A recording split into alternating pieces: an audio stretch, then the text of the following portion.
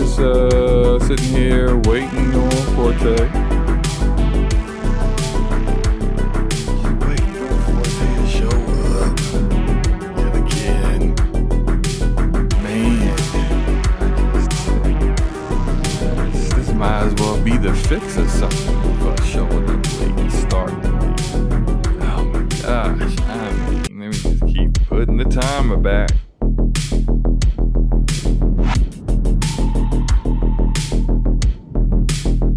Ah, there he is, finally.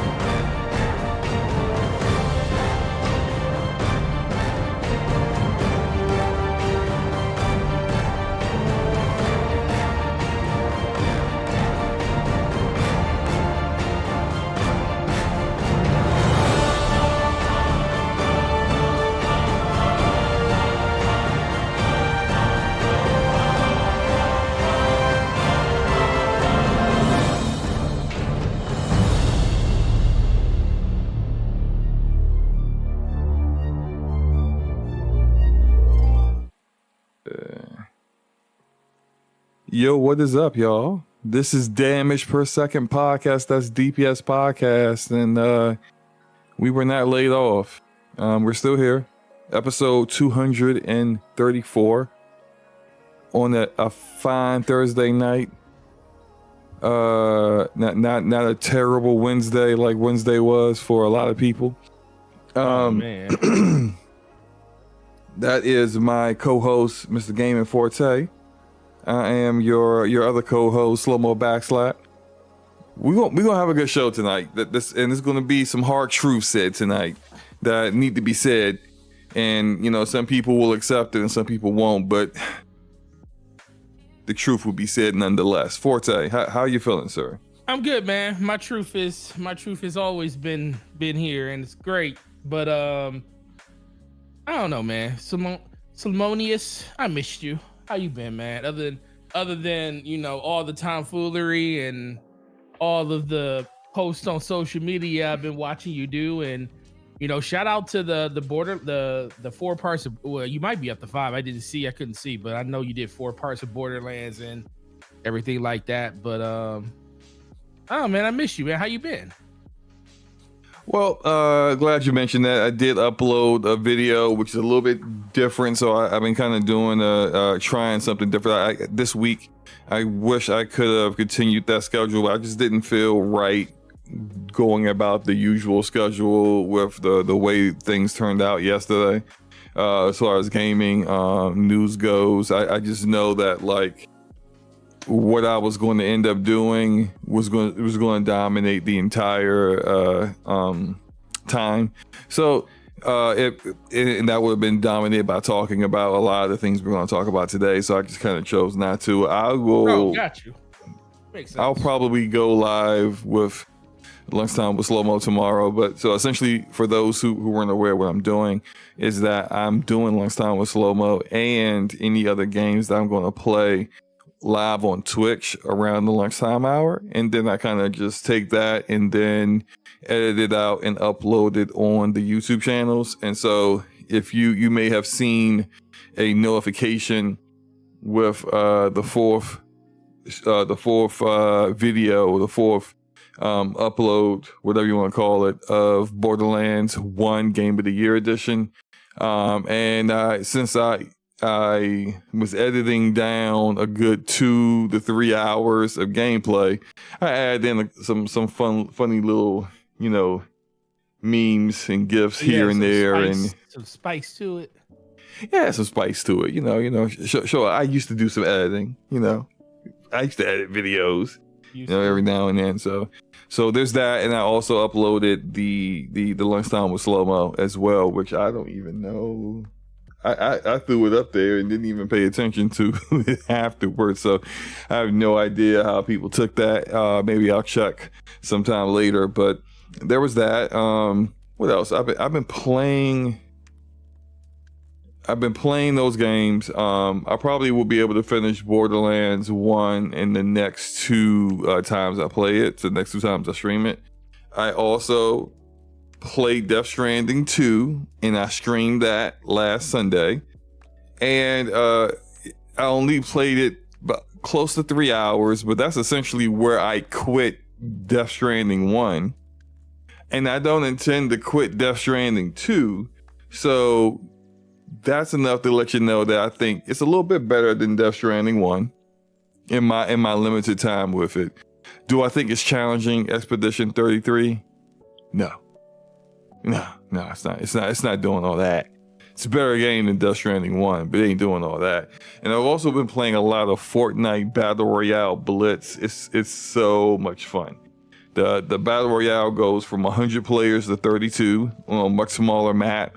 They throw in a whole bunch of abilities and weapons that you see from all the years of Fortnite, and it's just a good time. It's so fast paced, and some matches only last like 5 minutes, some matches last 10, but it's a good time nonetheless. And I've been enjoying some nice little wins, and just dominating the field. It's been a lot of fun. So, Forte, what you been playing, man? Well, I noticed you kind of got into it a little bit with King David of the Iron Lord. So what have you been playing since that discussion? Since that discussion? Well, actually, so starting tomorrow, I'm gonna either tomorrow or Saturday, because I have to procure my PlayStation back because I don't have it right now because I haven't been playing it. I don't have my PlayStation right now, bro. So, I understand you're not playing it, but why do you need to get it back? Oh, because did it get mad at you, grow some legs, and leave because you weren't playing it? No, one of my friends wanted to play God of War. He wanted to play both games, and he was gonna buy a PlayStation. I was like, bro, you could just borrow mine because I'm not playing it. So I let him borrow. That's been like a month ago. I think he's done with it. I just haven't went over there to go get it, but I'm gonna go get it on. Well, you can play Death Stranding 1 on PC, right? Oh, I know that, but why would I want to pay for a game that I already own? Death Stranding on PC looks far better than it does on PlayStation. So what you trying to? How much is it on PC? I'm about to give you that right now, just so you know. Because $12. Oh, I thought you was gonna say, because you know how they do sometimes when a new one comes out, they keep the price, they raise the price of the old one. Green Man Gaming got Death Stranding Director's Cut for $12.80. Well, maybe I'll do that then, because I can pay $12. I can pay $12. Yeah, in Arcade's right. The Steam sale is still going on right now. I don't know how much it costs on Steam. Let me double check that. I know I own. Well, that's the same price. They give you a Steam code over there, so it's probably the same price, if not cheaper on Green Man. What just happened? I hit store page and it took me somewhere. Why is it taking me to the summer sale? Oh. But no, well, to answer what he was saying, so we got into a very, very... It is $16 on Steam directly. Definitely getting it off of Green Man. But to answer the question that you were saying, gonna be playing that Death Stranding 1. The first one, Director's Cut, whatever you want to call it. The thing that made Kojima God. Let me just say, you need to play it before you talk to King again. Oh, I know that. Yeah. Yeah, you need it because you know if you don't play it, you know what he's gonna say. Oh, I know. Oh, I already know. You can't talk to me. I have experienced the greatness of Kojima or Gojima, whatever they want to call it, Godjima, whatever they want to, these acolytes now. I have experienced the party of the Red Sea. Yeah, he's an acolyte now, so he's a glizzy glazing Kojima fan now. So he has to have all these glowing terms for it. But in order for you to back up your side, you need to come with the knowledge of the game directly. King has been touched on the forehead by Kojima. It is official. But no, I'm definitely doing it over this weekend because I wanted to do it before IOP next weekend, or this weekend, I should say. But yeah, man, that was a very, very entertaining, very, very just entertaining conversation, man. Like I had a couple people reach out to me, is like, about just that part of IOP. People said they were just dying, rolling on the ground, laughing and stuff like that. People was like, I can't believe King feels this way. I can't feel this. It's like finally somebody else other than Addict taking the smoke from King. I was like, listen, man, we ain't doing this. IOP is supposed to be a place of what's the word I'm looking for? It's supposed to be it's a safe place, first of all. You can say whatever you want to say, but we also got to stand on facts and reason. And he lost all of that during that show. But I still appreciate the back and forth, and I can't wait to have that conversation with him again after I play it. But I'll just say you went live. And I was going to say, speaking of which, you were live playing it that same day. Yes, I was. And shout out to the Iron Lords. They raided. I guess you could call it raided. On Twitch they call it raided. I don't know what they redirected on YouTube. Sounds dumb, but it's the same thing. The Iron Lords raided the DPS channel while I was playing it. So we definitely appreciate them coming through and seeing SloMo deliver the superior gameplay that I do. Although it was kind of hard to do so playing Death Stranding 2. Let me stop. I just gotta say this. You never go full Kojima. Never go full Kojima. I try to tell this to people years and years ago. People that don't listen to me, but it's fine. Outside of preparing to play Death Stranding 1, anything else been going on in gaming for you? Good sir?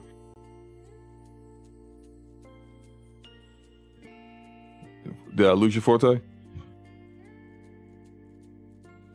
I think Kojima may have snuck into his room and taken him out. He ain't saying nothing. Well, rest in peace, Forte. We're gonna move on though. We're gonna move on with the show. He'll get himself sorted out. What else have I been playing? I think this is it. This is really kind of technically as far as Borderlands 1, Death Stranding 2, and Fortnite Battle Royale. When I do go live tomorrow, I may go back to playing more Death Stranding 2, since that was something that someone said they want to see more of on that stream. So you can look out for that. Since I still don't hear from Forte yet, he has some mic issues before we went live, so maybe that's what the case is. In the meantime, I think we should probably just go ahead and get it. Yep, he's leaving and he might be coming back. We'll get ahead and get into the rapid fire topics, since we are going without Forte for a quick moment. And let's go ahead and do that. Let's go. Oh, really? Oh, really?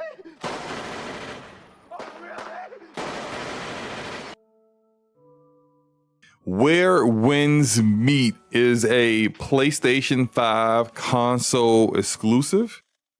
And where Winds Meets was, I can't remember where it was revealed, if it was at like a Summer Games Fest last year or a State of Play or something of that sort, but it was revealed to be a multi-platform game. Now it is going to have a timed console exclusivity deal with PlayStation 5, and that's going to go for 6 months. Kind of shows that Sony still is at least in some ways on that same energy about getting unique content that you can only find in one place, or at least very few places. And so, Forte just sent me a message. What the heck? This man's mic is all kinds of messed up. RK says PlayStation stays winning and stepping on other platforms next. We're gonna talk about that, Arcade. We definitely gonna talk about that a bit more, because there's some interesting things that going on here that, as far as PlayStation's activities, that I never expected to see from them.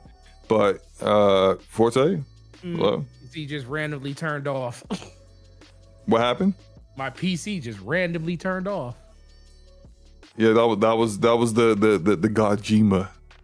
I was like, what? That's why I was like, what the hell? You was talking smack about Gojima, and he just came out and just touched the power button on your PC. My PC literally just went through a power cycle. It like literally turned off and reset itself.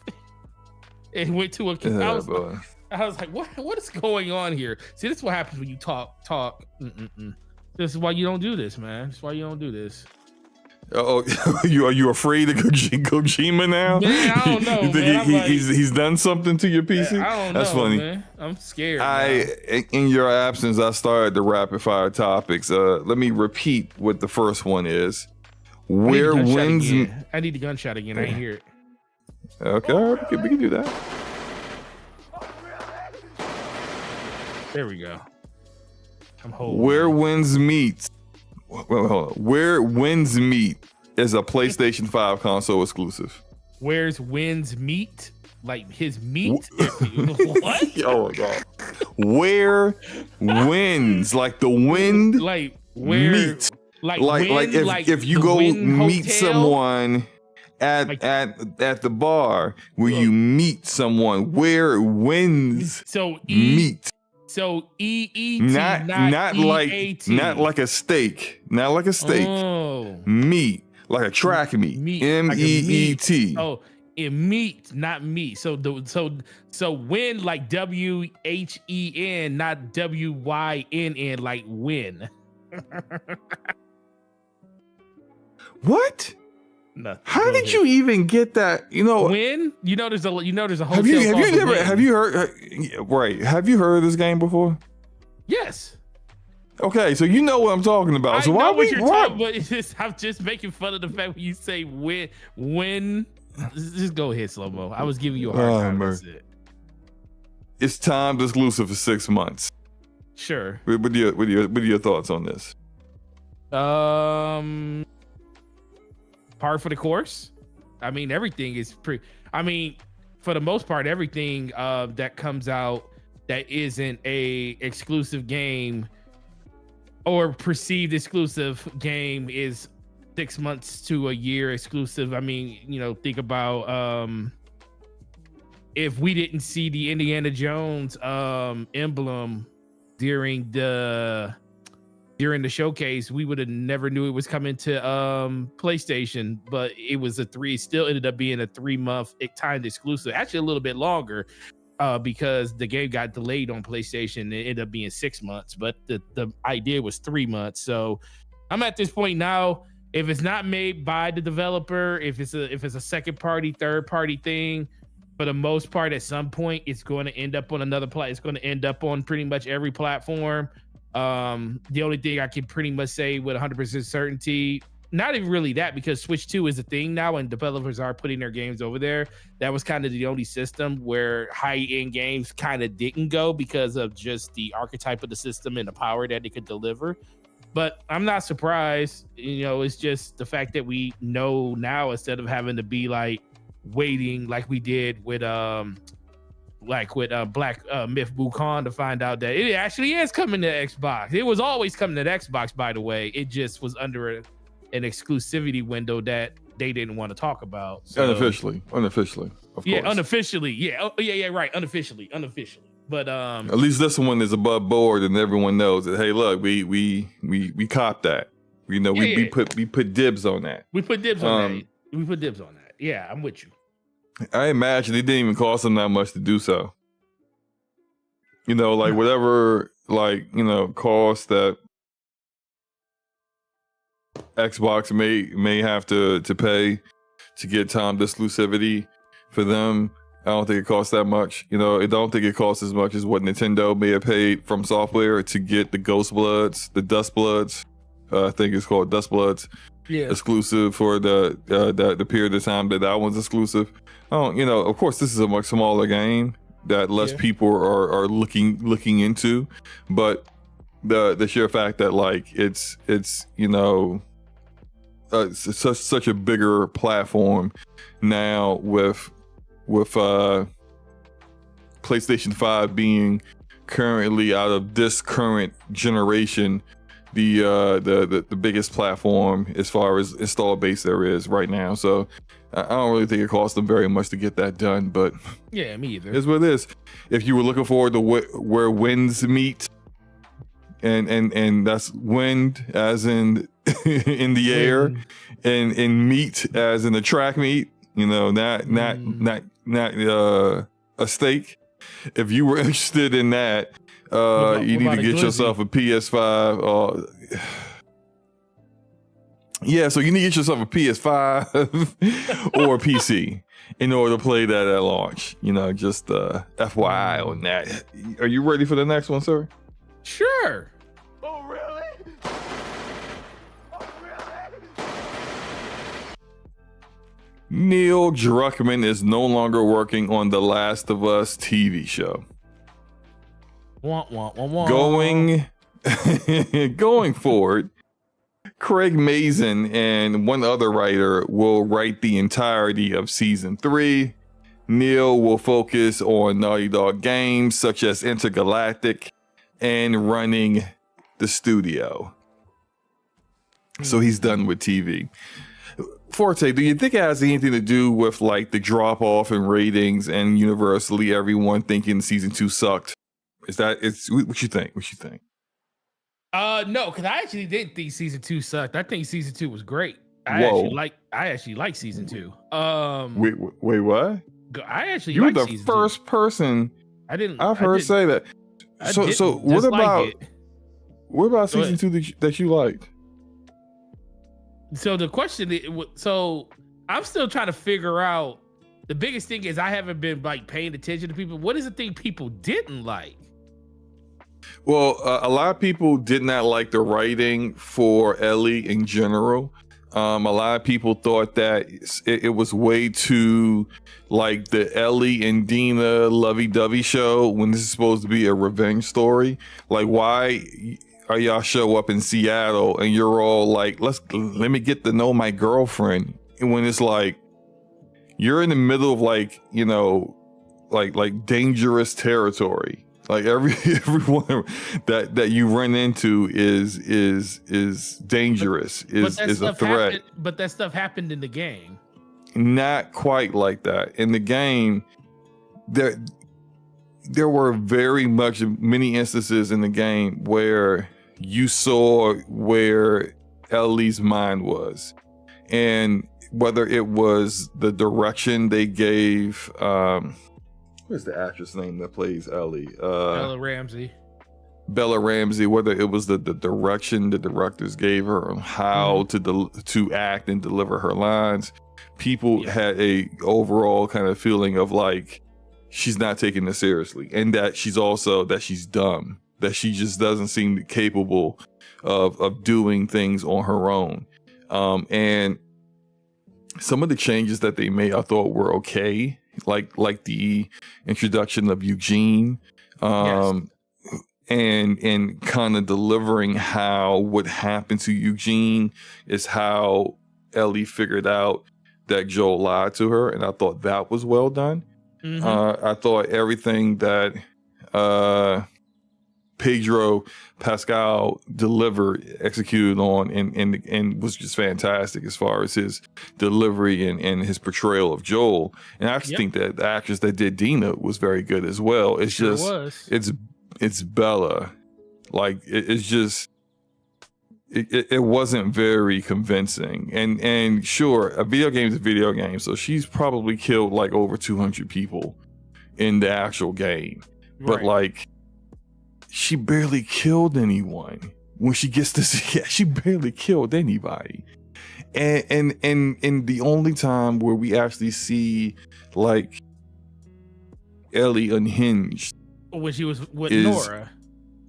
Yeah, against Nora, and that's it. And it's just like, so that's like 5 seconds of I know. I know. It just seemed very uneven in the writing. So this is okay. So this is what I'll say about it. I do understand what people are saying when it comes to that, because being a person that played the game and the timing and just the flow of it was, I felt okay. So the game drags because it doesn't have to be as long as it is to do all the things you do in the game. And a lot of that has to do with the fact that it has a 8-hour period where you're retrading the same ground, but just from a different person's point of view when it comes to, oh my God, Abby. I will say the thing I liked about it, I think you never really got a chance to see Bella or Ellie go through a gauntlet. It like she did in the first season. It was like she was super still just clueless. Not clueless to what was going on, but it was kind of just different. Compared to like the second one, she was still there, and I think that they tried to like bring her along in the second one more naturally, into the point where when she got to Nora, she was just completely unhinged, because that was the first time you actually got to a person that was actually at the scene of everything that happened. Right. And they actually skipped the part where, because they switched it up, and Tommy, instead of her chasing Tommy, who went off there without her first, Tommy and I forgot the other guy's name, were chasing her. Dina. And Dina, yeah. You're right.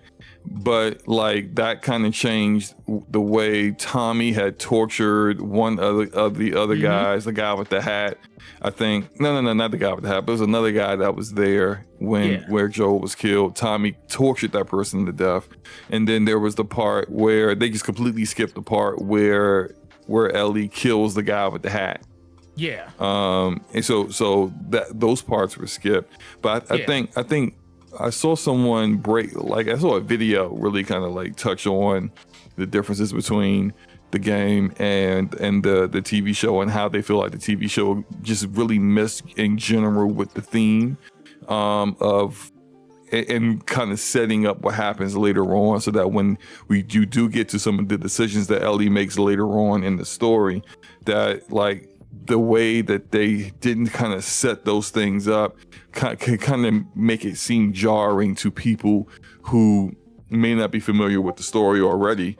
But in particular, there is a certain part when in the game and in the TV show, when Dina tells Ellie that she's pregnant. Ellie in the game is very like cold in her response, because she's very much focused on her mission, which is getting Abby, getting revenge for Joel. And so instead of congratulations or any kind of like, typical responses that people give when they find out when someone tells them that they're pregnant, Ellie says, well, now you're a liability. she's very much just like, yo, I don't care, you're pregnant, you're a liability. It's very cold. But then when you think about some of the decisions that Ellie makes later on, then when it comes to Dina and when it comes to getting the revenge that she feels she needs to get for Joel, then you kind of see that for her, Dina is a lower priority for her.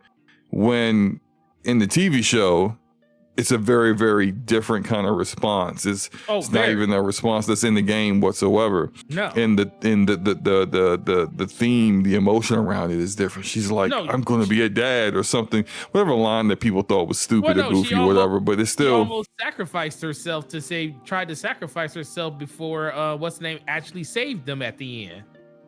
Yeah, so it's just there's a lot of things that are different. We can get into like. We could probably get into a lot of like discussing the differences between the two. But it's just well, I know you're saying like, wow, you're the first person to say it.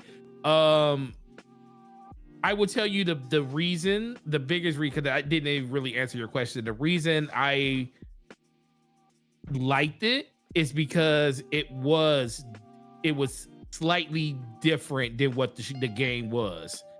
Like, I didn't expect, like, there was a lot of stuff that was 1-to-1. A lot of stuff that was 1-to-1. I like the pacing of it way better because it's like experiencing season 2 through the show and playing the game. You got to the same pretty much conclusion. I mean, you still a lot of stuff to still be known about, but I felt like they did a better job in explaining that story on TV than they did in the game at some points of it. But for me, I think the biggest thing for me was just the overall ability to like bring those characters. Like I said, like, Dina was freaking awesome. Like, you could like, definitely Bella was up and down, but I still think she did a good enough job, especially when it came to what they were asking her to do when it came to the writing. And then Pedro Pascal was just knocking it out the park. I think the only reason that the viewership was down is because, I mean, shoot, he died like in the first, like, very beginning. Like, until you got that flashback episode, which was like third episode. It was second episode he died. You sure? I thought it was third. No, second. Okay. Come on, second episode. Okay. And then it was 3 episodes without him. And then you had the flashback episode, which was episode 6. And then 7 was the finale. So he was only in it for 3 episodes all together. So I do think you kind of missed that. You didn't miss that, you know, that leadership that he brought to the cast. Even though he probably was still there for, you know, most of it. It's just the way that the episodes broke down. He just wasn't a part of the show during those parts of it. But I also think the flashback episode was probably some of the best writing I've seen. Oh yeah, I think that was the best episode of the season.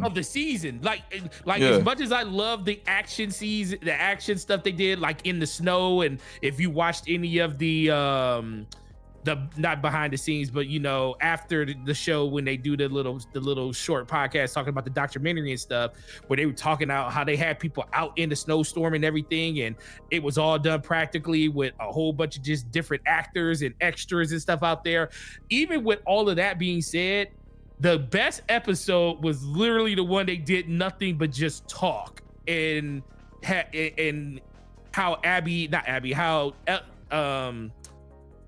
how she actually found out what happened and why that Joe actually lied to her and stuff when Ellie found that out. So that was by far the best episode. So I think that's another reason. But to go back to why I think he's done with it, I just think that he, like,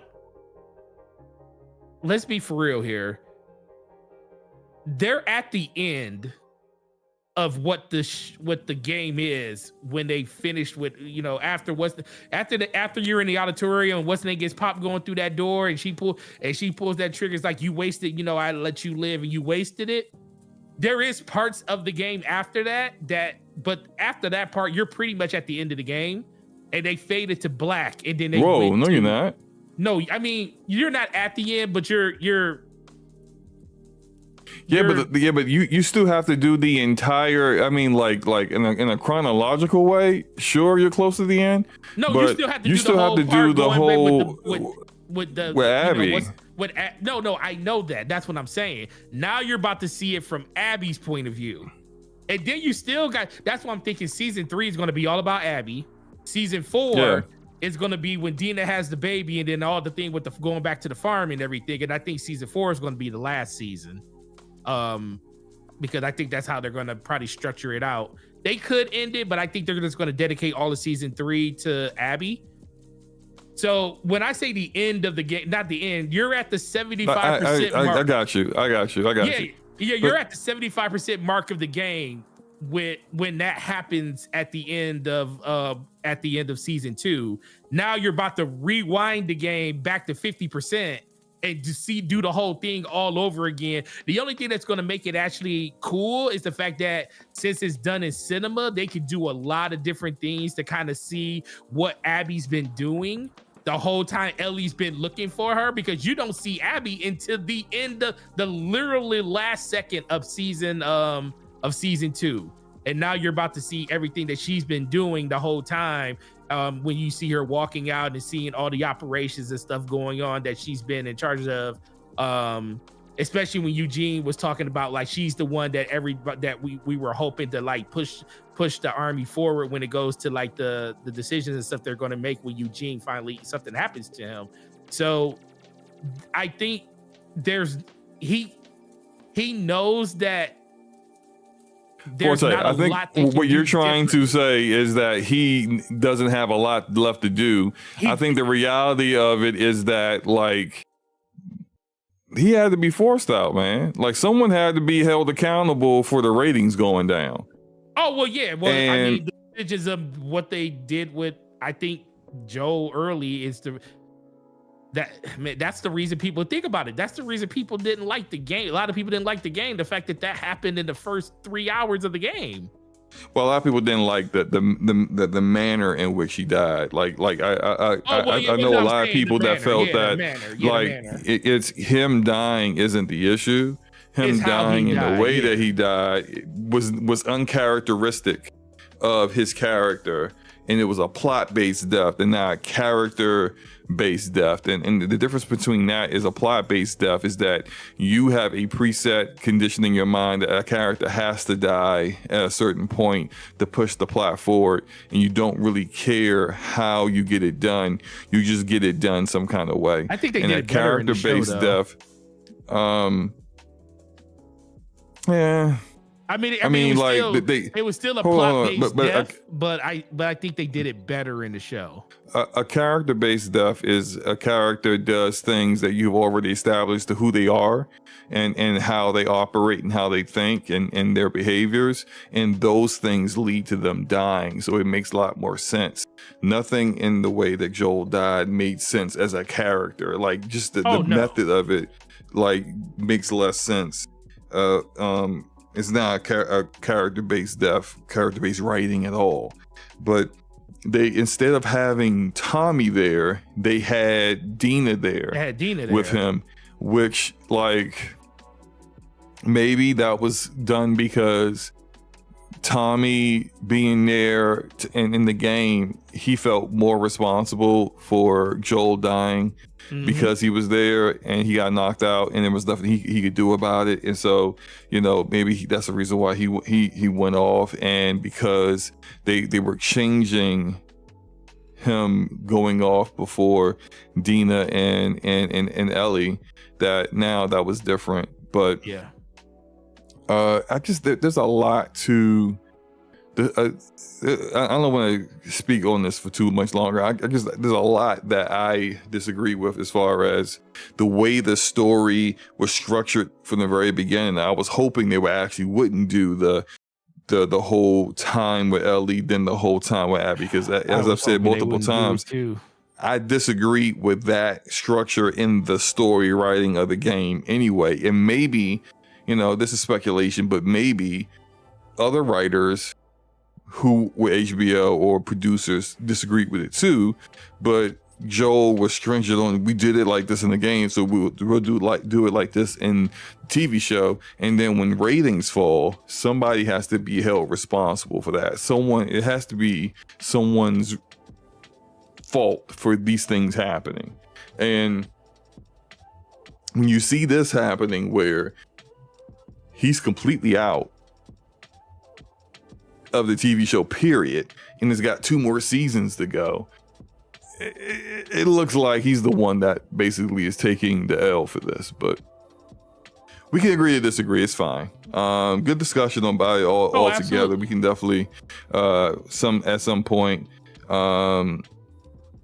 discuss it, further at a different time. Let's get into these topics. Hey, question. You ready to do that, sir? Yeah. What are these crowns that people have next to their name in the chat? There's a thing now where they have like I see it's like called XP. top fans. Yeah. So like the more you comment in the chat live, they have rankings. And so the people who are doing it more, it's like a top 3 thing, and then you can kind of get into that top 3 or whatever. So I guess it's a way of getting more people to talk right now. Rodimus, who keeps trying to bait me with needless comments, is number 1, and Arcade is number 2. So you know how it is what it is. That's funny. Let's get into these topics. Let's get into these main topics, especially this one right here. I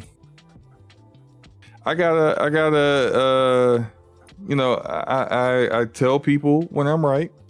I gotta tell people when I'm wrong. And when I'm wrong, it's good to admit when you're wrong. It shows character, integrity, growth and character. Yep. Growth, right? So I was wrong about PlayStation not publishing any of their games ever on Xbox, because we got the announcement today that Helldivers 2 is coming to Xbox. Arrowhead Games, the developer for Helldivers 2, made the announcement. It's coming to Xbox Series X and S on August 26th. Interesting enough, this is the same exact day that Gears of War Reloaded is coming out on PlayStation 5 and basically everything but a Nintendo Switch. So that's pretty interesting that they would choose that day. We could talk about that later in the discussion. My question to you, Forte, is this an indication of a change in strategy by Sony for their own first and second party games? I wouldn't say that it's a change in direction for them. I will say this is the beginning of a much bigger plan later on. Like, I do think that they still look at the PlayStation as the main hub for all of their games compared to other platforms that made other decisions. But this opens up the same thing we said, when Xbox did it and said 4 games and only in these 4 games. That was the beginning when we said, well, 1 game is enough, and if you're willing to put 1 game, that means more is coming. So at some point, we can't say with 100% certainty that everything's going to go over there, because 1 game is 1 game. And this one does make sense with it being a live service game, but when you do 1, that doesn't mean that you're going to stop. And especially if it works, and they see some type of growth in MAUs and metrics when it comes over to Xbox next month, then you will see a philosophy change when it comes to like certain games that they release, and you will see other things come out and see them broaden their horizons. Because at a certain point, you kind of got to look at it as the reason that no one really does this, cross-platform with, their competitors and stuff, is because that's what it is. They're your competitor. Xbox has pretty much told everybody, like, listen, we're not competing with nobody when it comes to this. We're a third party entity that just happens to sell a system, and we're going to put our games everywhere. So at that point, why are you holding anything back? You know, if you can have your games in more places and your competition isn't really trying to stop you from, you know, releasing your games or take games away from you or anything like that, then you're only really limiting yourself by not having your games in more places. So I wouldn't be surprised at some point if that happens, but that also comes down to the fact, is it a viable option for them in the first place? You know, Xbox only started doing what they started doing because they couldn't sell their games on their platform to, you know, mediate, you know, to the point where they felt like it was beneficial just to keep their games on their own platform. For the most part, PlayStation hasn't had that issue, but I will also say that PlayStation hasn't really sold with as well as people think they sold when it comes to their first party titles. Like, yeah, you'll have certain games sell 20 million, but what games have come out over the course of the last couple of years that have had the esteem of you saying, like, man, that PlayStation exclusive, that's 25 million copies sold? You know, we're looking, you know, outside of like Spider-Man and stuff like that, you know, we really haven't had that. We've seen games hit 10 million, 12 million and stuff like that. Especially with the budgets and stuff that's behind these games. We can also, it's just, you know, kind of withstanding that you're going to see a philosophy change there. So I wouldn't say 100%, but I will say if this works and they do see not just a little growth, because I do think they're going to see some growth just because it's coming to a new platform. But is it going to be something that's sustainable? Is it going to be something that's going to move the needle enough for them to make a decision to start thinking about doing that in the future? I can tell you probably as of right now, they do have another game probably in development that will be on an Xbox because they kind of have to if they want to move in that direction. What that game could be, don't know. It could be something that's already out. I can see something like a Returnal coming to Xbox. I mean, it could happen. I don't think anything brand new as of right now, but I can see something. I mean, we can see something. I don't know. I just know if this works, they want to have something else in the pipeline to happen too, because we didn't know that Xbox had certain games in development. Yeah, I mean, we have rumors that they had some things in development, but then kind of find out like this has been worked on for a long, long time. But I don't think it's a change in philosophy. I just think it's something that they want to try out when it comes to like this game, because it makes sense because it's a games as a service. But I do want to talk on something else more than that. But I do want to let you get your piece on just that part alone. Well, I do think it does show a change in philosophy when it comes to what they consider other platforms. Because a lot of times they have talked about, well, they believe in putting their games on their hardware first and foremost, and then allowing those games to you know, potentially, you know, be pushed to other platforms. And whenever they said other platforms in the past, it's been basically they're just talking about PC. Right. And occasionally, depending on the kind of game, mobile or the Nintendo Switch, the Xbox has been excluded from that. I think now we can see this is basically they are now adding Xbox into the quote unquote other platforms pipeline. So yeah, so now this is a bit of a change of philosophy, and now we kind of look at how they have said how they intend to deliver content to various platforms overall. This doesn't really quite change that, because what is Helldivers? It's a multiplayer live service game. Helldivers 2 launched day and date on PC. Right. Which is different than how they treat their single player first party or second party games on PC. So when you see that this shows up a year and a half later on Xbox, the change is now Xbox is now a part of other platforms, but it doesn't quite change their philosophy on what they feel is a game that should be exclusive to PlayStation for a certain time period. Now, what does that mean in the future? I think what that means is that what I think that means is that Ghost of Yotai, of course, PlayStation first, shows up on other platforms later. If this is no guarantee the Ghost of Yotai wouldn't come to an Xbox now. It's just that it's not coming to Xbox day and date. But Fair Games, when that game finally resurfaces after the reboot or whatever they're doing to it, live service game, multiplayer game, that could potentially, like Marathon intended to be a game that is going to be also day and date on Xbox, considering it was supposed to be day and date on PC. So because now Xbox is in the other platform category.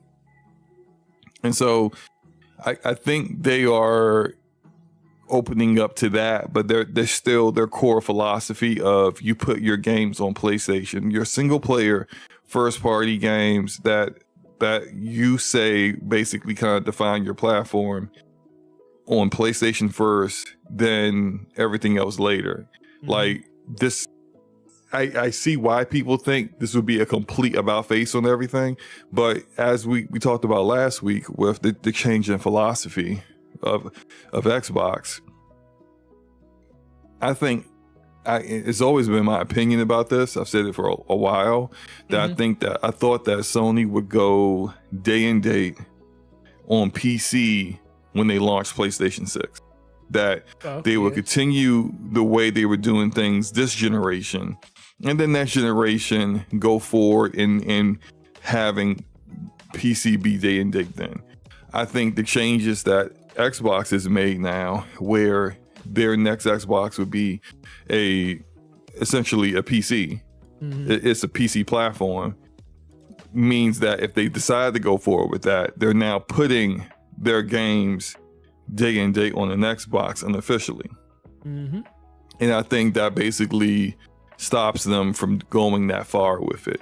I think they'll just always, when it comes to single player first party games or second player games, just choose to do PlayStation first, and then a year or two later, other platforms after that for those kind of experiences. And going forward, now that includes Xbox, and not just PC.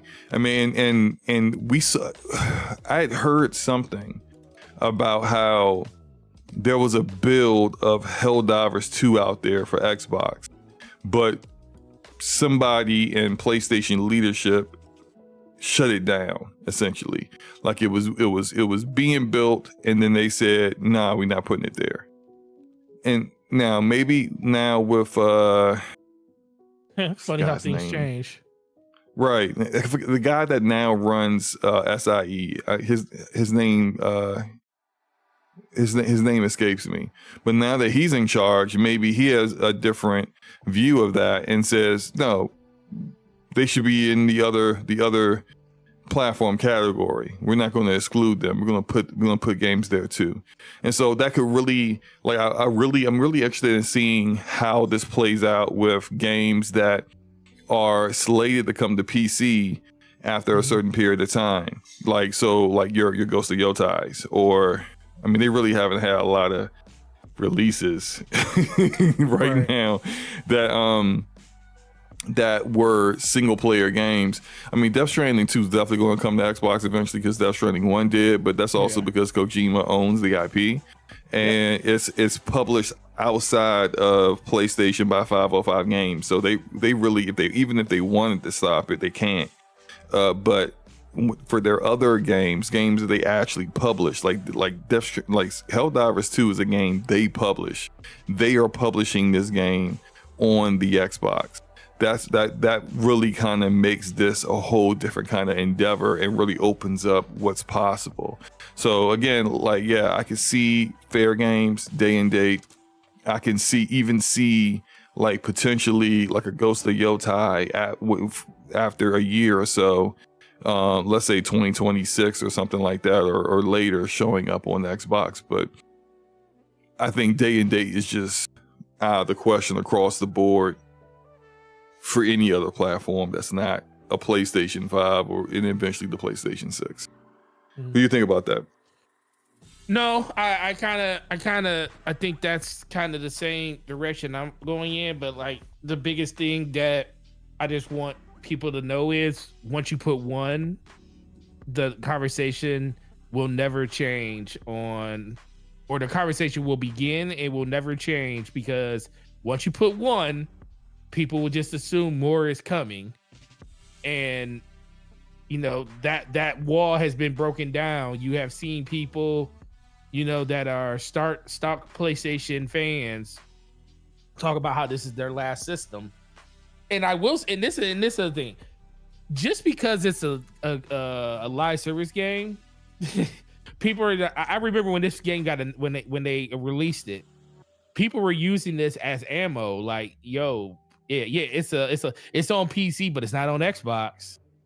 I'm saying, like, that's like, well, it's a live service game. They said, well, what do you expect? It's supposed to be on PC, but guess what? It's not going to be on Xbox because it's a first party game. And PlayStation, they go put their games on another platform when it comes to like another console, and see where we are now. But now you hear that same conversation around, well, it makes sense that it's coming to Xbox because it's a games of a service, and you know, this and that. But I just remember people using games like what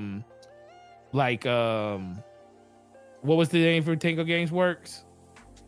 What game was that? Hi-Fi Rush. Hi-Fi Rush. Yeah, I remember people talking about how Hi-Fi Rush. Well, Hi-Fi Rush is a smaller game. It was one of the best games that came out that year on Xbox, like you guys said. But guess what? It's coming to PlayStation, and so are all these other games and stuff. So no matter how big, how small a game is, if it's being developed and produced by said platform holder, and it's coming, not like MLB, because that was an obligation. MLB wanted that to happen because in order for them to keep the license to keep making it, which Sony does make a pretty decent amount of money off of that game, and they want to keep the exclusive license to it, they had to release it in other places. So that was an obligation. This is them a willingness to do it. So not only they don't own the studio, but they own the IP. So they're publishing the game. So it's just interesting. But I do agree with everything you just said. I just think for the most part, it's just we want to see more. I want to know what the next thing is. And I also did think this is like slowly boiling the water with the frog inside of it, or the PlayStation fan inside of it, because people keep saying, you know, Xbox has been doing that for years now. Like, they've been boiling the proverbial frog since 2017 or 2015 with Play Anywhere, then Game Pass, and not buying games, and you know, since 2021 and 2022 with the initiative of, you know, bringing games to other platforms and stuff like that, with the thoughts of people thinking that, you know, that's kind of been the MO that Microsoft did. This wasn't something that happened overnight. And I think this is going to be the same game. I do think the game plan for PlayStation is the same exact thing.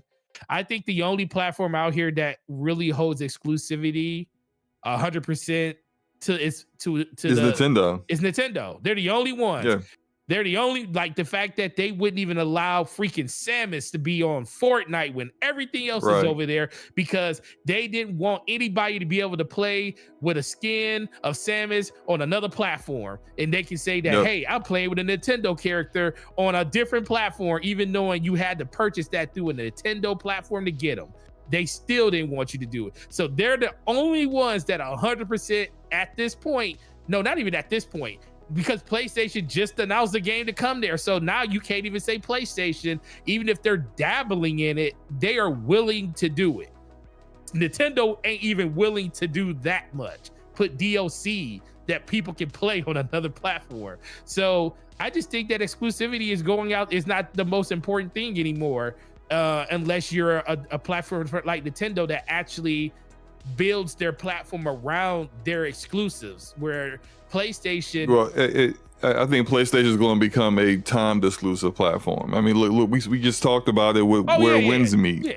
Yeah. Like they still making deals out here. They still feel that like that's unless they don't have a choice in the matter where they can't get timed exclusive deals, that they just choose to do otherwise. Like, for example, like Lost Soul Aside is PC and PlayStation day and date, but that's the China Hero Project game. Mm-hmm. So like the China Hero Project is PlayStation helps publish that game. They help fund the China Hero Project, but so does Epic Game Store. They are equal partners in that endeavor, and so like Epic's not doing that just because the game's going to be produced on the Unreal Engine and not get some kind of benefit to it, to what they feel is important, which is Epic Game Store on PC. And so, that's a bit different. But then you look at Stellar Blade.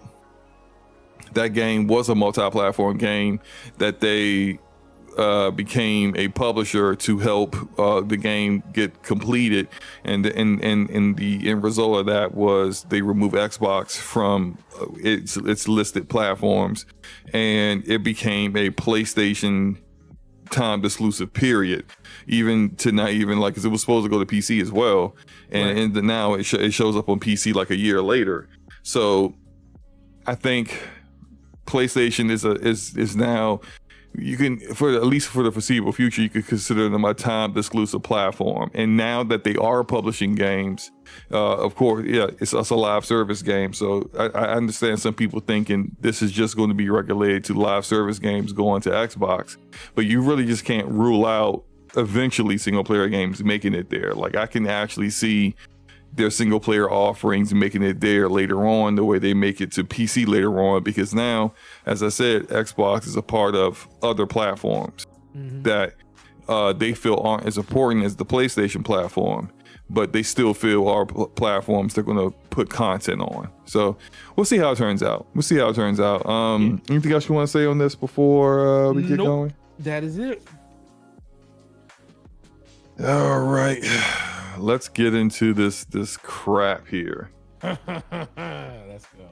Oh my gosh, this is by the way, let me add something real quick in the chat real quick.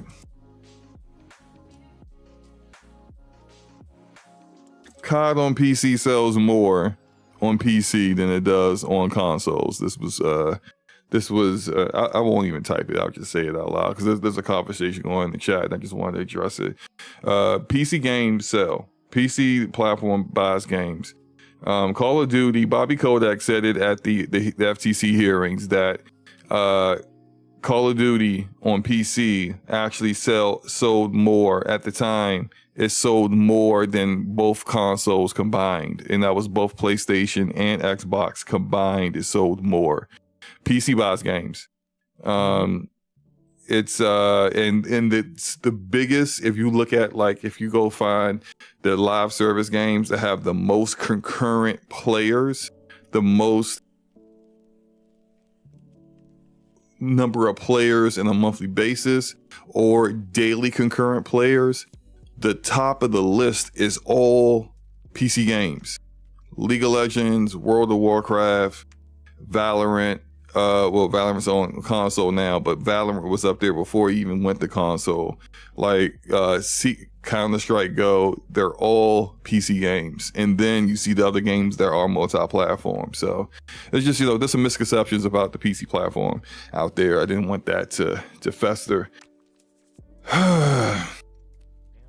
Let's get into this last topic. Let's get it. And Forte mentioned me kind of ranting this week. This is exactly what I was ranting about this week, because I knew this was coming, and me and Forte had discussed that these cuts were coming like a month ago, and I kind of broke my usual kind of protocol on these things, and I tweeted about it when I found out about it. Now, I'll tell you what I heard back then. June 6th, I had heard that Turn 10 was being shut down. And I heard that it could be potentially 2 other studios that was going with Turn 10.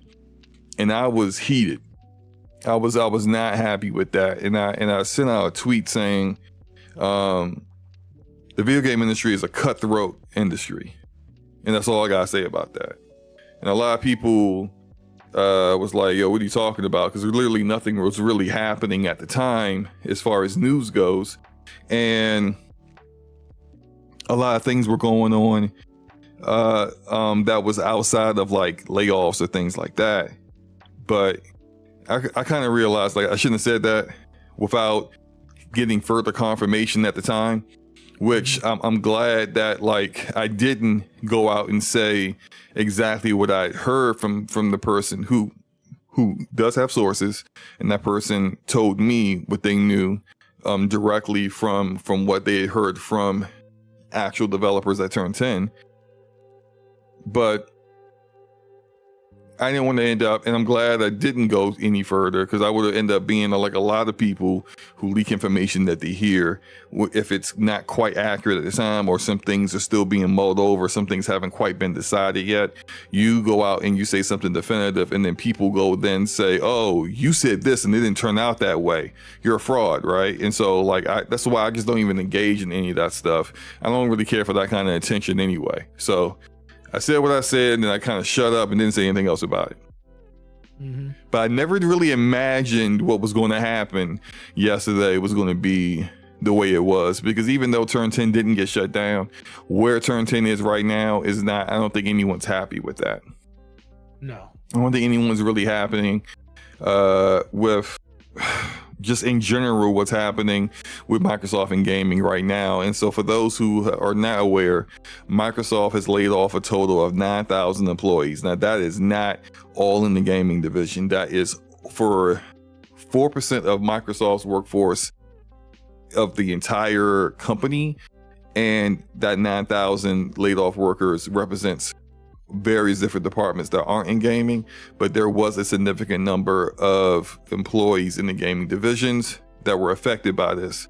And according to Julia, this last name I'm probably going to butcher, Lewison,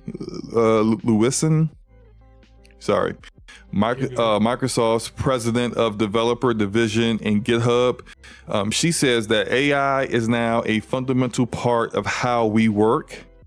Using AI is no longer optional.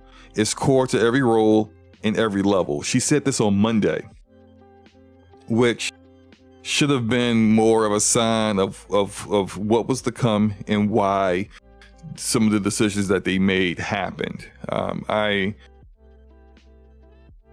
heart goes out to a lot of the people that lost their jobs yesterday. I know a few of those people, and they just, do a good job. They do that job well. They never had like bad evaluations at Microsoft. They weren't underperformers. It's just greed is greed. And even though the company is doing well, there's always an investor that can say, hey, I don't know jack-ish about your industry, but I feel like you could do better. Mm-hmm. Do better than doing well. And then these are kind of decisions that are made. To get into the details of what happened, under Xbox Game Studios directly, Everwild, which was being developed by Rare, has been canceled. The teams that were working on Everwild are all laid off. And Greg Malis, a 35-year veteran of Rare, who was a director on Banjo-Kazooie and most recently Sea of Thieves, has chosen to leave the company. Perfect Dark, which was being developed by The Initiative and Crystal Dynamics, has been canceled, and The Initiative has been shut down. Turn 10 has had 50% of its staff laid off. And although nothing official has been said about it, I can tell you right now, with all certainty, Turn 10 is now a support studio for playground games. Mm-hmm. the people that are left there, if you look at any Forza Horizon game, you will see the splash screen for Playground. You also see the splash screen for Turn 10. Turn 10 has always helped in a support role Playground when it came to Forza. And it's also because Turn 10 created Forza Tech engine. Forza Tech is also being used on Fable. So it made sense that Turn 10 wouldn't be shut down, but instead be still supporting Playground, who is making 2 different AAA games right now. That said, this also probably means that we likely will potentially never get another Forza Motorsport. But if we do ever get one again, it would be a very, very long time before that comes out. So, sucks. Halo Studios also suffered layoffs, with an anonymous developer for Halo Studios stating that Microsoft is trying to replace as many jobs as they can with AI. Under ZeniMax, and you would think that, good grief, like all this here, there's more. Yeah, there's more. Under ZeniMax, an MMORPG being developed by ZeniMax Online, that those who are now have been laid off have come out and said was going to be very much like a Destiny kind of game. It was a first-person shooter MMORPG that was canceled. In addition to a number of unannounced projects all throughout ZeniMax Media were canceled. One of those was by a studio that had yet to be officially announced. This studio was being ran by John Romero, and they were working on a brand new IP that was being funded by ZeniMax. The funding for that was pulled, the game is canceled, and the studio is shut down. Not done yet. On to King from ABK. The K in the ABK. They lost 10% of their staff. For Activision, Raven Software, who is a support studio for Call of Duty, as well as other support studio teams for Call of Duty, were impacted. And in the midst of all of this, CEO of Microsoft Gaming, Phil Spencer, released a very tone-deaf statement on the layoffs, where he attempted to justify the need to do these layoffs while not addressing that this is simply appeasing investors despite business doing well. There also was a very short-lived rumor that Phil Spencer would step down and they would anoint Sarah Bond as his successor when the next Xbox releases, and Microsoft came out and stated there is no plans for Phil to retire. I wonder why they felt the need to address that rumor and not other rumors that seem to swirl around them all the time. But they came out and adjusted that one real quick. Real quick. I wonder if a hit dog hollered. I don't know. So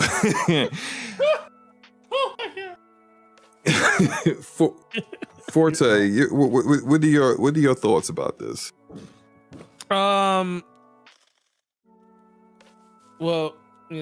first it's unfortunate that 9,100 people had to find new employment. A lot of these people moved from other places to be at Redmond, to be on the Microsoft campus. From what I hear, a lot of these jobs for the most part were they were based at their site locations versus a lot of it being at home, because some people thought could be quite a bit of people that was still working remotely. Come to find out, most of that actually happened on site. Some of them make sense, some of them don't. The ones that don't make sense are the ones that are more of casualty of business, and when it comes to like corporate greed, and always wanted to increase that year-over-year growth, even when a company's doing well, the reason they want to keep doing well. And in order to keep doing well, the easiest way to like balance your books is to lessen your workforce. And the funny thing is, these companies are always, They do these once a year, sometimes twice a year, depending on the situation. But they're always hiring. So they're always bringing people in to replace people that they're probably not getting back to the levels that they laid people off. I know they're not getting back to those levels, but they're still bringing people in. It's like that recycling of the high pay to, move them out to bring in people that are just hungry and are willing to get just a chance to be inside of the industry and, just get their feet through the door. And that's kind of how the companies kind of operate and prey on those people. And some of them make great careers out of it and take advantage of the time that they have. But then then you have people like, this that it just happens to, and you just like, what happened? So kind of conflicted about the whole situation because I understand business. It's just when you're talking about people's livelihoods and stuff being impacted as greatly as this, that's the thing that kind of as much as you want to rationalize it, it still doesn't sit well with you. But I think in general, I was like you was talking about with when Phil Spencer, the rumors about him retiring came out, I was like, okay, that kind of makes sense because I know he's probably coming up to the end of it. But then it was real shocking that they came out and like really, really, really shut that down really quick. And I'm like, I said, y'all take forever to respond to stuff.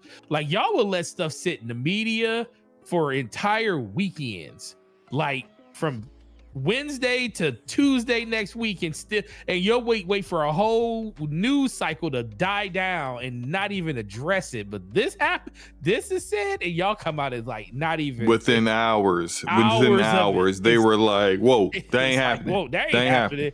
That ain't it. That ain't it. Come on, bro." I'll get to that later. Yeah, which is interesting, and I mean, and that might 100% be the case, and that might be the truth, but it's just the fact that y'all answered that so quickly. But like I said, trying to rationalize it is one thing, but turn 10. I mean, it's not too often you have the spinoff overtake the actual main course, the mainline game. Let's discuss this. Let's discuss this. Yeah, go ahead. Like canceled game by canceled game, shutdown studio by shutdown studio. And before we do that, yeah. I'm gonna read a tweet that I sent this morning. Was it this morning? It may have been. I don't know, man. My brain is in a fog. It was this morning.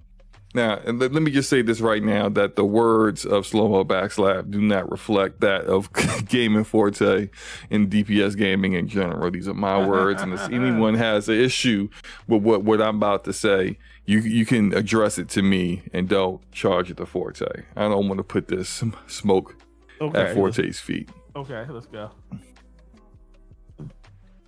These companies are being ran by monkeys in suits. Oh, man. When they're not dancing for clueless investors who wouldn't know a game engine from a lawnmower, they're flinging half-baked ideas at the wall and praying one doesn't slide straight down. They can't inspire their dev teams. They have zero creative vision and spend more time attempting to tell gamers what they want instead of actually listening to what they're asking for. They'll keep nuking their own teams and dropping out-of-touch emails that reek of corporate damage control, transparent, hollow nonsense that fools absolutely nobody. Just a waste of bandwidth and everyone's time reading them.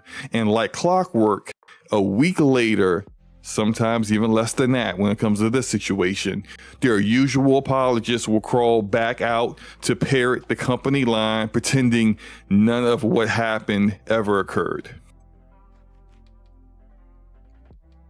If you think that saying this is just business or it's restructuring is a worthwhile response to what I'm saying, ask yourself if you'd have the same response if you were one of the 9,000 that were laid off. Or would you even be mounting any kind of defense for these indefensible actions if it wasn't your favorite brand in the crosshairs. You know, once upon a time, and now I'm not reading what I put on Twitter early this morning, but once upon a time, when E3 was still around, the worst, everyone knew this. Every publisher had their showcase at E3. It wasn't just Nintendo and Xbox and PlayStation. You know, you would get one from Ubisoft, you would get one from EA. And EA's conference was always the worst. We will always acknowledge that EA would have a trash showcase.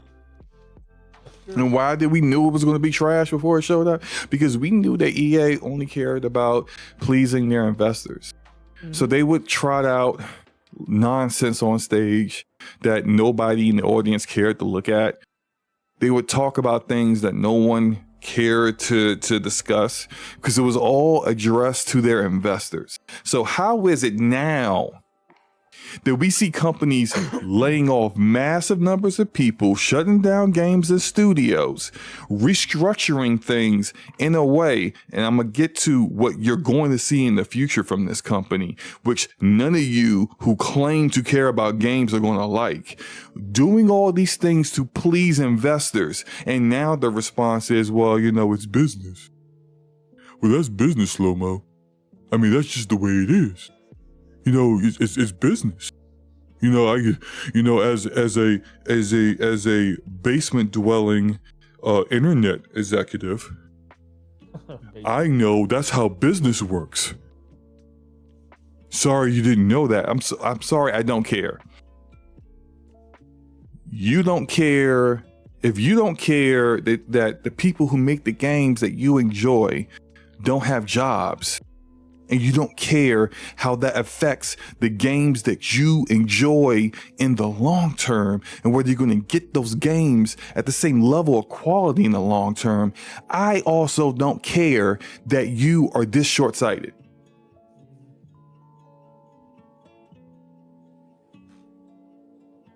I just don't. Now, with that said and out the way,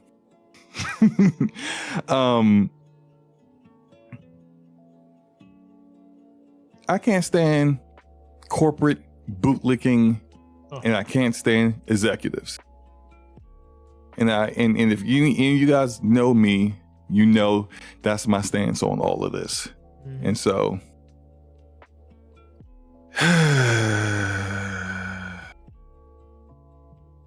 yeah, it's what. Okay, let me get back to it. Let's Everwild. Let's talk about Everwild first, okay?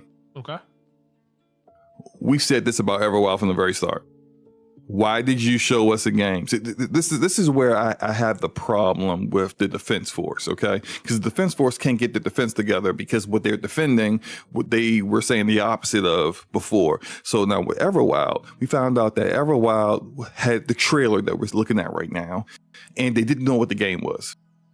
So you got warhogs sleeping with pigs. You got some white-haired woman, you know, dancing and frolicking with trees, and you don't even know what the game is. So why'd you show me the game?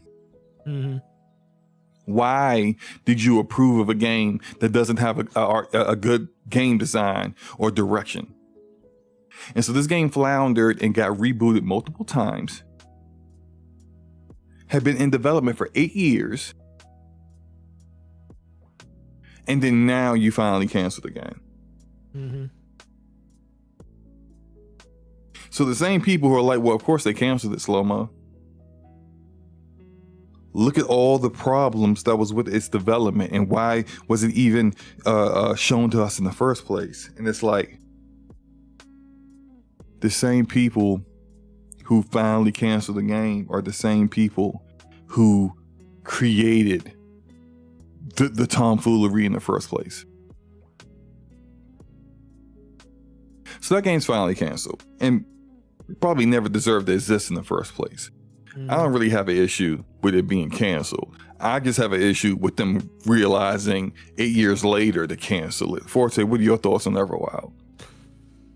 I mean, they kind of knew They knew years. They knew this game got announced in what 2021. When did Everwild get announced? When was the announcement trailer? Everwild was announced in 2020. Yeah, 2020.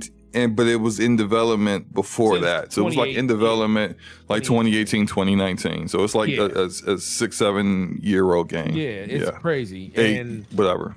Yeah. well, the moment that news came out that they didn't even know what the game was is when that game should have been canceled.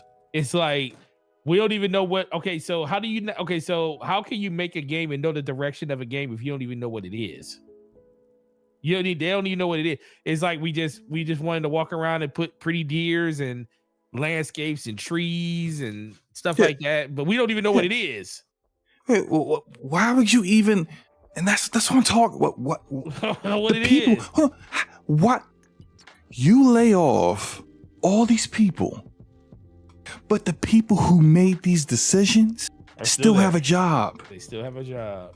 They still have a with salaries that they can retire off of right now. So imagine how many jobs you would have saved by getting rid of the people who made these dumb decisions in the first place. Mm-hmm. It just baffles the mind that this somehow the people who make the bad decisions and get other people laid off for their bad decisions get to continue on to make more bad decisions for the company. Make it make sense. It just doesn't.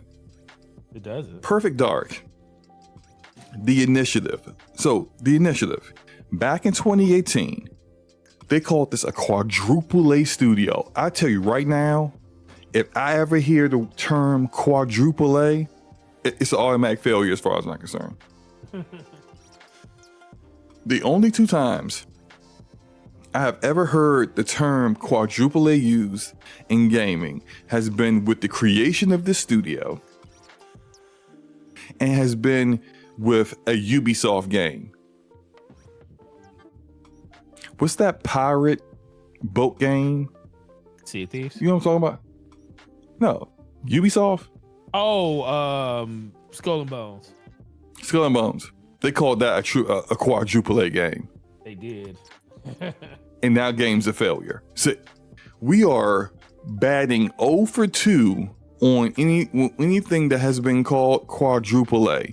That term needs to die in a fire. It just needs to never ever be used again. The Initiative at the time of its formation was 50 developers who were all successful directors and team leads for other studios. Now, on the surface, that seems great. Wow, you got all this talent, all these great resumes. Wow, they're going to make something amazing. Who's going to make the game? Because these are designer leads, sound leads, music leads. Everything is a lead or a director. Mm-hmm. Who's going to code the game? Who's going to create the level? Who's going to do the gameplay, the combat design? Like, why do you have all these chiefs and not enough Indians? Oh, man. And then you got all these chiefs and they don't agree with one another. That's true too. They all think the ideas they want to do are different. By the way, you brought them all together and you didn't have an idea of a game to make yet. So in the example of one in particular, Drew Murray, who was the creative director for Sunset Overdrive and came from Insomniac, he was sold on the vision of the Initiative and he was sold on what they planned on doing. And he showed up and he saw all these wonderful, talented people there. And then, you know, after he had been there for a few months, they were trying to figure out what they were going to do. And then they were told, yeah, we're going to go do a Perfect Dark remake. And he's like, yeah, I ain't come here for that. So he leaves. And none of them could figure out how to make the game. And then Daryl Gallagher goes, you know what? I'm going to go hire out my old studio, Crystal Dynamics, and have them make the game. Mm-hmm. And half of those 50 people leave. You know how bad the initiative has been and how much of a guarantee this studio was going to get shut down over the years was? Forte, I'm pretty sure you're going to remember this. Remember when I was asking what the heck is going on with the initiative because the website didn't even work? Yep, I remember. At one point in time, for those who are unaware, the initiative website's security certificate, which is when you go to a website and to make sure that the website is secure, so it's not being hijacked by, hackers or whatever, and you're not getting your data stolen. There's a security certificate that the browser checks as you show up there. And most browsers now, if you show up to a website that doesn't have the right certificate, or it doesn't have the correct certificate, or any one at all that's actually active, it will let you know before it lets you into the website. Hey, this is probably a bad idea. Mm-hmm. Maybe don't hit the button to continue. And working in IT, although I'm a network engineer, I've done some sysadmin stuff. So for the companies I've worked for, I have managed websites before. I've had to make sure that the security cert is active, making sure it gets renewed before it expires, so on and so forth. I work for a small company, but we be on top of things to make sure that we look professional so that when people show up to our website, it doesn't look like we don't know what we're doing. Why was the initiative security certificate expired for 2 weeks? Mm-hmm.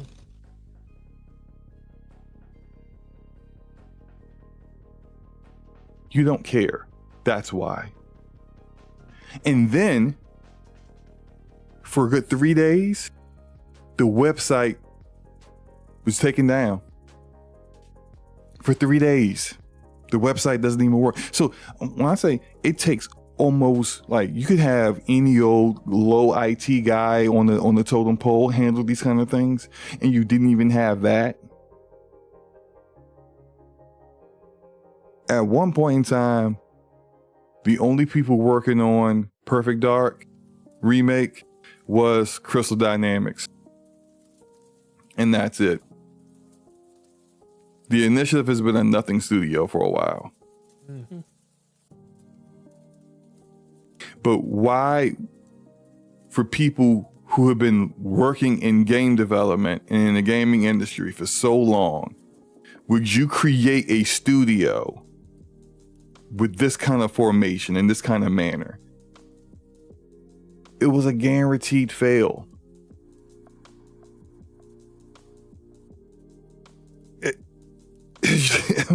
I don't work in the industry, and I can tell you that this wasn't going to work. Mm-hmm. The game itself, there are people now.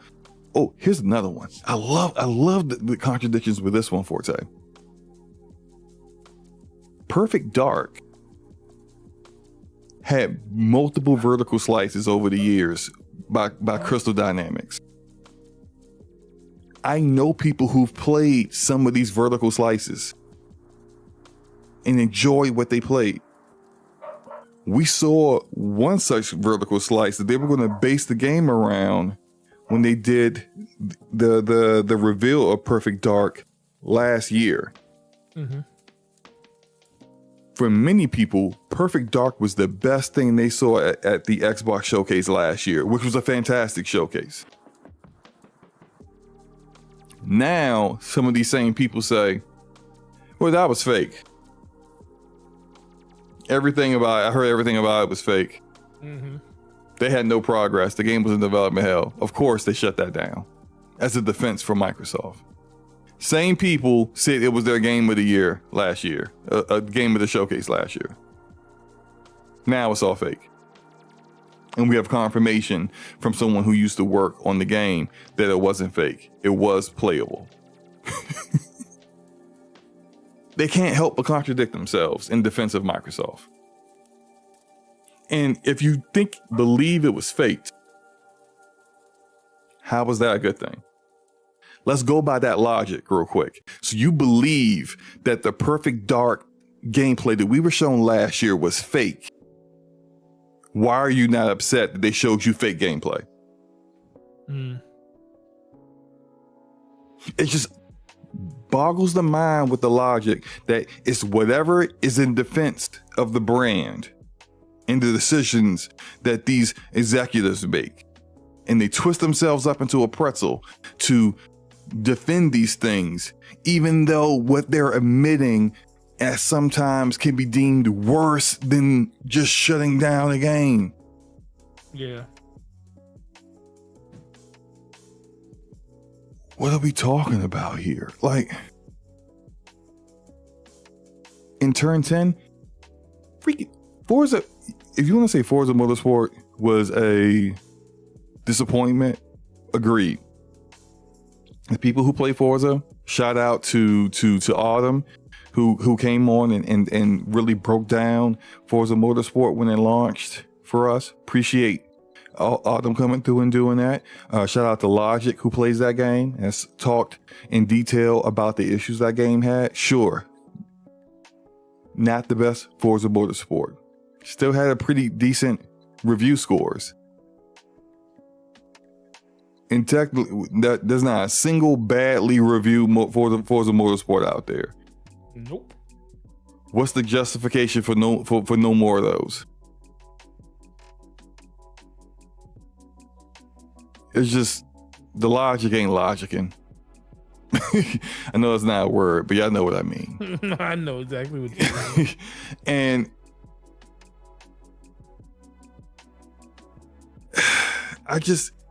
I'll tell you guys what I know about what to expect from Microsoft going forward.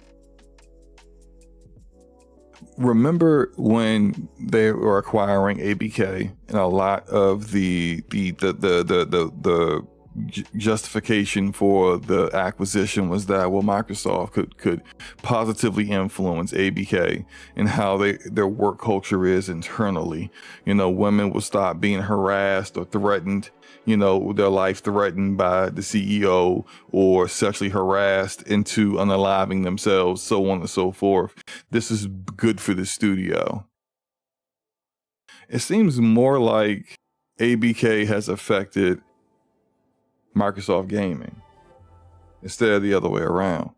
Mm-hmm. Because what you're going to start seeing is a lot more of doubling down on the big IPs that they know are going to have staying power or selling power. It's about being safe going forward. It's not about creative things.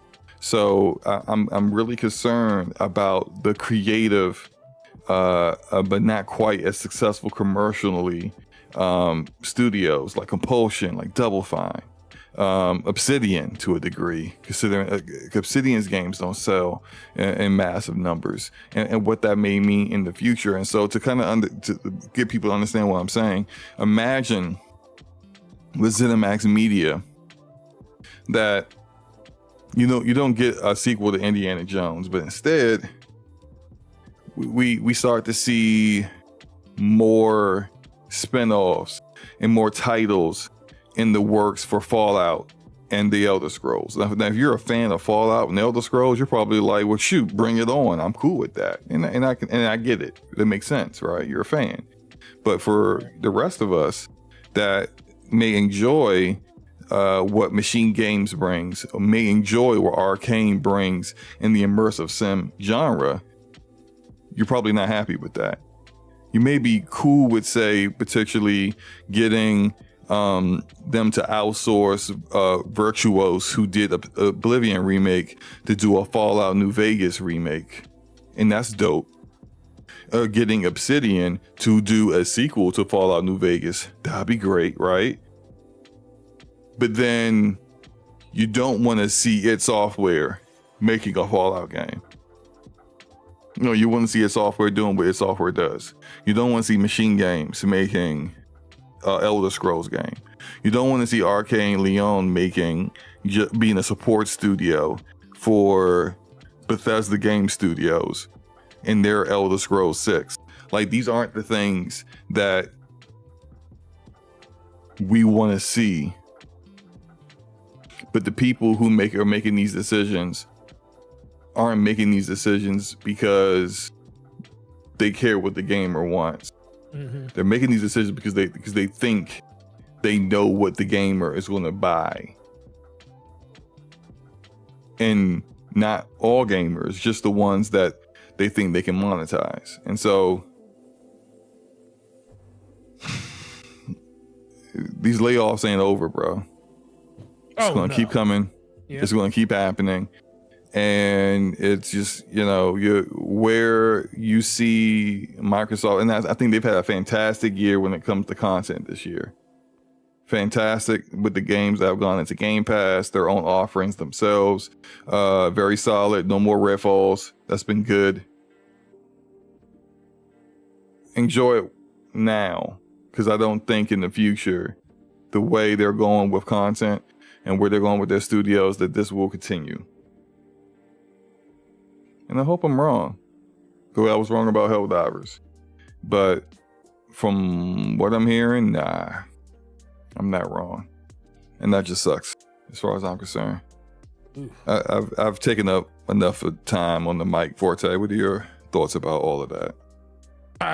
I mean, bro, you kind of spoke to it all. It's not the end. It's only the beginning. This is, the funny thing is we're out of the phase where downsizing is happening because of growth from 2020.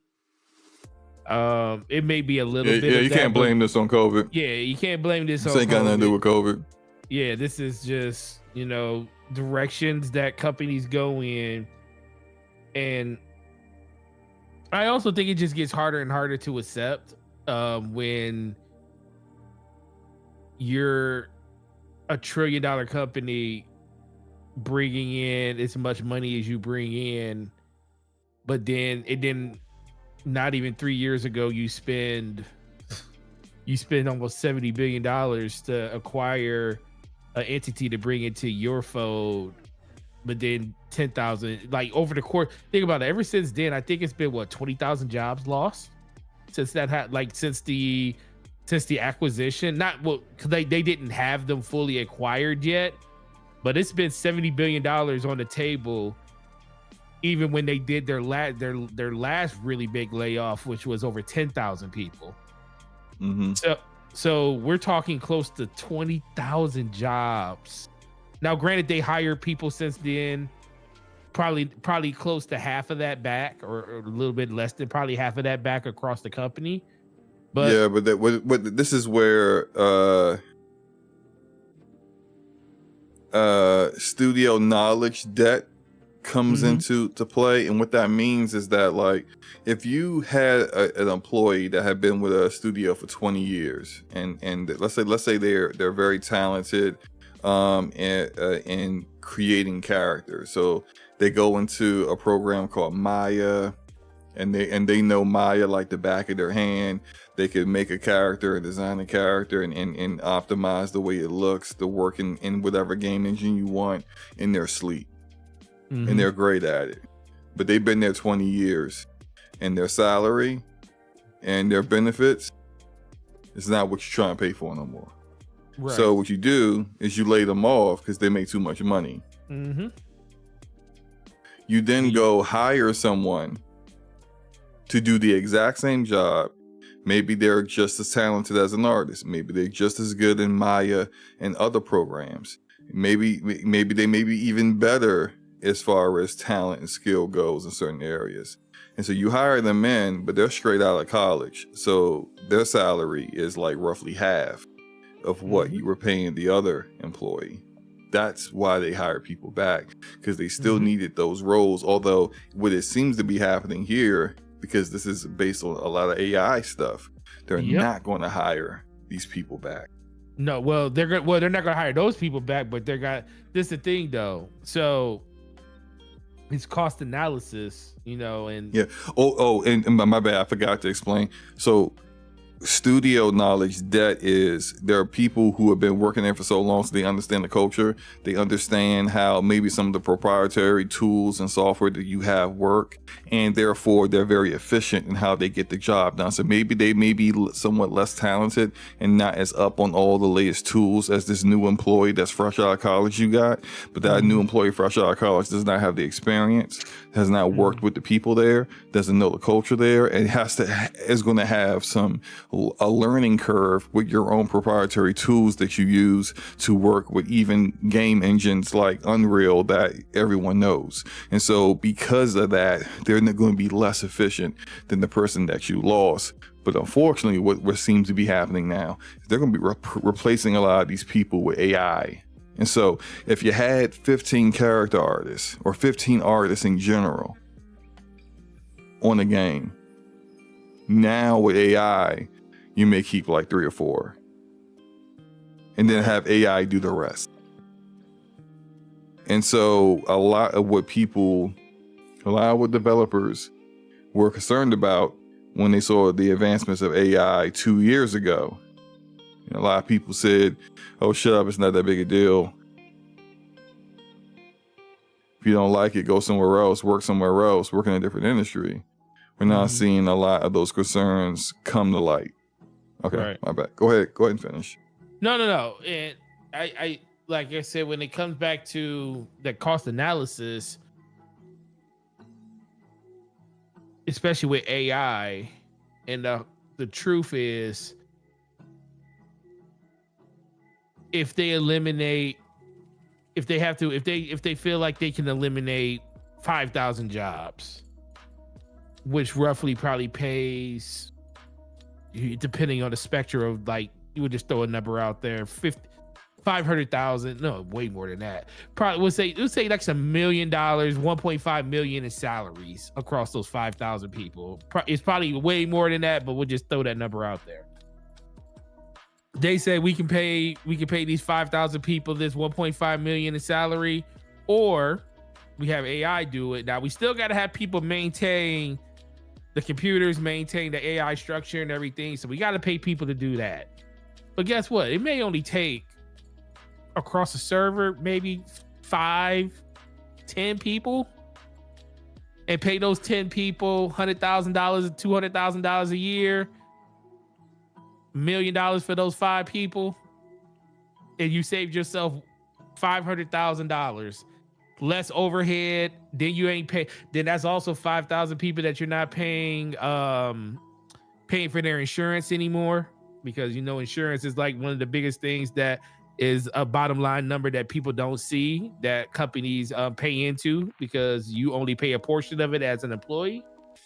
So there's a lot of ways that they cost save and cut money and stuff like that. So, and that's the reason I said earlier, it's not, even if a company's healthy and a company's doing well, they want to continue to keep doing well. And if they see pitfalls in their future, when it comes to like downturns in their overall growth or in their overall margins and revenue, they're going to try. The board is not going to ask. The board is going to say, what are you doing to mitigate this?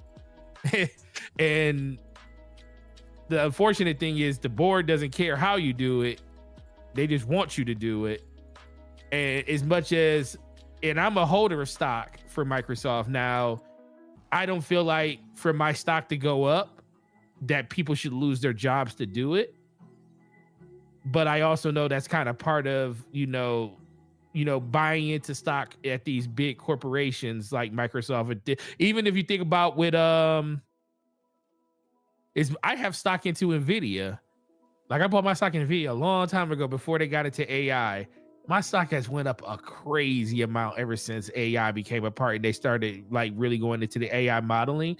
You know how many, and that is the biggest part of their thing now. And a lot of people lost their jobs because of that.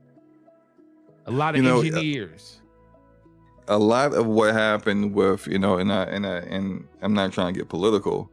No, a go ahead. a lot of what happened in the most recent election, and why you saw so many of the tech industry start to back this current administration is that they knew this current administration wasn't going to stand in the way of the AI advancement. They, like typically when you see the advancements in technology leading towards a massive loss in jobs for an entire industry, the government starts to put some checks and balances in place. Right. Well, hey, if you're going to use AI in the development of your games or in development of your software, like, it doesn't have to be game. It can just be in general in development of, say, your next version of Windows, of Windows 12. You're going to be using AI to facilitate a lot of the development on that. You need to have a ratio of actual real life workers maintaining these AI models that you're using to do a lot of the grunt work and coding and things like that. So for example, like I could go into chat GPT, Copilot, Copilot sucks in my opinion, but whatever, right? Any of these AI models, and I could go tell it to write me a particular code. I'm like, hey, write this in C++ or C#, and I could tell it I want it to do what I need it to do. I can prompt it at each way, like write this part. Okay, thank you. Now after you take what you just wrote and apply that to this layer, and then now write this next part. You could tell it, hey, write me a Python script. And I want it to have these, if in case of certain parameters, you do X, Y, Z. There's a lot of different ways that you can use AI to do something very quickly that if you have a human doing it, they could be as efficient as possible and be the fastest typer and get the logic right. But by the time they are finished writing the code, compiling it, making sure, checking it for errors. And I'm not a programmer, so like I've done some stuff, so I know how it works, but I'm not like, completely up on it. But by the time you do all these things, the AI that you're using could have been did that, packaged it into an executable, and made it ready for you to use. Right. So it's like almost illogical to not use it in those ways, which makes sense to me. And if you're a programmer, I'm sorry, you need to diversify your skill set so that like that's not all you do, because AI, you're just never going to be able to keep up with AI in that aspect. That right. Said, when it comes to, and it's getting better at this, but like, for the last few years, I'll get to what's getting better at, because my mind just went to somewhere else. For the last few years, we've seen people like Ken Levine come out and say that for Judas, they use AI to do bug fixing. And instead of having an entire QA staff of like 100+ people that you got to pay salaries and medical benefits and family use medical benefits for, they got AI doing the same work and doing it more efficiently. Mm-hmm. But outside of that, like what people used to say is that like, well, the creative side of things, AI just can't beat human ingenuity, which is true. It can't. You can't just tell AI, hey, yo, make me a picture of a woman in a sci-fi setting, and she's got, like, you can describe it in all the detail you want, and then AI will give you something that's not what you really was looking for. Right.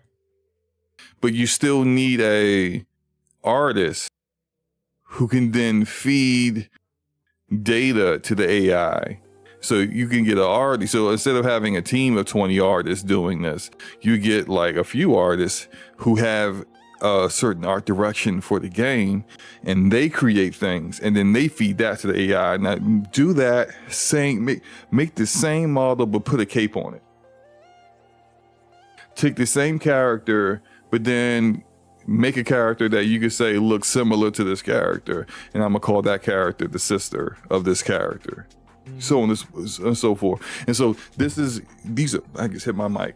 These are the things that like you can do quickly with AI, which then eliminates the need to have so many artists. And as you keep feeding these AI, models the data it needs to be more efficient and better, then the very people who taught it how to create the art in a certain particular art direction for a game become even less useful over time. It's just, you gotta have protections in place to protect the humans who are helping create the AI be better from losing their jobs. It's almost essentially like a different version of, we've all heard of how, you'll have the veteran worker at a company, doesn't matter the industry, who then they hire a new person in and they say, hey, we want you to train that new person. Mm-hmm. And so you train that new person, then 3 months later they lay you off and that new person has your job. So you just trained your replacement. Yep. It's essentially a lot of that going on right now. Soiltech says protection of AI was built into the bill. Which bill, Soiltech? And I don't know if it's if that protection is working as intended. If we've seen a lot of what now these layoffs seem to be focused on, which being AI, a anonymous developer for Halo Studios, saying that they're trying to replace as many people as possible with AI. Like, what protection is it protecting the AI or is it protecting the workers? I don't know. I just, overall, this is just not good for the industry in general. I think long term, the less actual humans that are doing this work. The big beautiful bill that just got passed. Let's not get into it. Let's not get into this. Yeah, let's just not get into it. But thanks, Soiltech, for clarifying. Over time, like these things aren't good. The more layoffs these things happen aren't good. The less experience that's in the game industry. Like, people may say, all I care about are the games. I don't care about these devs. Okay, well, even the games that you care about are going to be impacted by this. When these games are less performant, when they come, more and more of them are releasing broken, when it takes longer to fix bugs and make these games better, when there are less creativity, when there's less just diversity in genres in general. People say Fortnite ruined the game industry, when you start seeing every game come out trying to be Fortnite or trying to be Call of Duty or trying to be whatever live service thrill of the moment is. Yep. You don't say, I don't care about this stuff, I only care about the games, and then complain when you aren't getting the games that you like anymore. Because they go hand in hand. So, anything else you want to say about this before we get up out of here, man? No, man. Unfortunate at this point, but and they won't be the last ones to do it. It just happens to be the end of their fiscal year, so we'll hear more as other people's comes up in other, not just in video games, and other industries too. But that's it. Yep. All right. Appreciate everybody for coming through.